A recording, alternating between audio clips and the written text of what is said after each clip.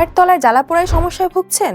এখনই সতর্ক হন। এই রোগের কয়েকটি লক্ষণ হচ্ছে পায়ের তলা প্রচন্ড রকমের জ্বালাপোড়া করা, পায়ের তলায় সূচের মতো ফোটাচ্ছে মনে হয়, শীতের দিনে পা কম্বলের ভেতর রাখা সম্ভব হয় না, পা ব্যথা করে এবং পায়ের তলা গরম হয়ে যায়, পায়ের তলা ঘেমে দুর্বিষহ গন্ধ তৈরি হয়, চোখের দৃষ্টিশক্তি কমে যায়। মেডিকেলের ভাষায় এই রোগটিকে বলা হয় নিউরোপ্যাথি বা নার্ভের কান্না। এই রোগের ভয়াবহতাগুলো হচ্ছে প্যারালাইসিস, গ্যাংগ্রিন বা পচন রোগ, অঙ্গহানি, দৃষ্টিশক্তি হারিয়ে ফেলা। এই রোগের কারণগুলো হচ্ছে দীর্ঘমেয়াদী ওষুধ সেবনের পার্শ্ব প্রতিক্রিয়া, diabetes, thyroid hormone, kidney disease ইত্যাদি।